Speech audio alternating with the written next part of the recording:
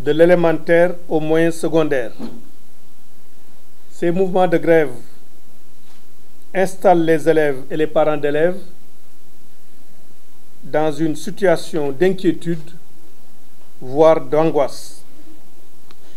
Mais pendant toute cette période, le gouvernement du Sénégal a fait preuve d'ouverture et de disponibilité constante envers les organisations syndicales d'enseignants et les enseignants.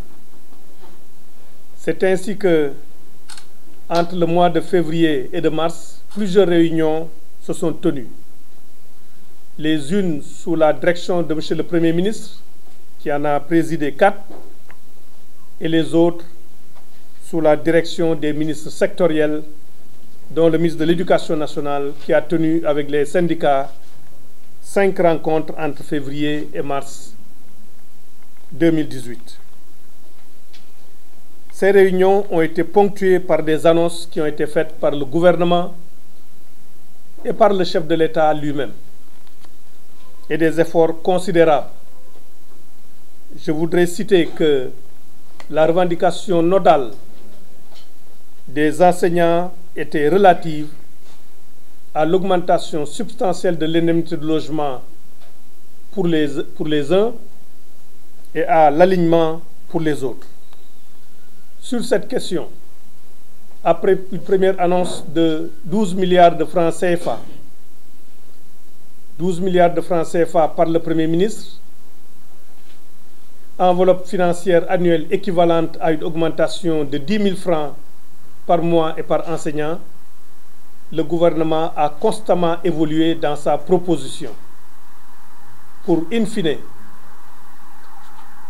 se terminer avec une promesse du chef de l'État de porter l'indemnité de logement de 60 000 à 85 000, soit une augmentation de 25 000 francs CFA. Je rappelle que ces 25 000 sont la plus forte augmentation obtenue en termes d'indemnité de logement depuis que cette indemnité a été instituée. À part ces 25 000, la plus importante augmentation qui a été jusque-là obtenue, c'était 20 000 francs CFA.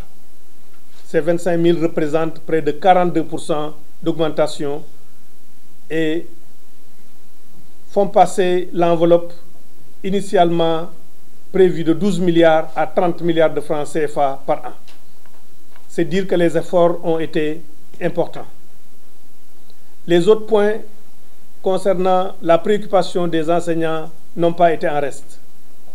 C'est ainsi que des mesures hardies ont été prises par le Premier ministre pour faire face aux instances qui concernent l'évolution de la carrière des enseignants, avec l'institution d'un guichet unique qu'il a décidé, avec des mesures sur le traitement diligent des instances qu'il y avait concernant les examens professionnels. Un engagement a été pris de traiter ces instances au plus tard à la fin du mois d'avril. Mardi prochain, au plus tard, 25, toutes ces instances seront traitées. Il s'agit aussi du décret concernant les professeurs de collège d'enseignement moyen en éducation physique et sportive. Nous nous sommes réunis le 27 et dès le 28, le décret a été adopté en Conseil des ministres. Il s'agit aussi des passerelles professionnelles pour lesquelles le quota pour le concours devait être fixé. À l'heure où je vous parle, ce quota a été fixé pour l'organisation du concours. Et d'autres points concernant les préoccupations des enseignants. C'est dire donc que des efforts importants ont été faits. Les rappels ont commencé à être payés.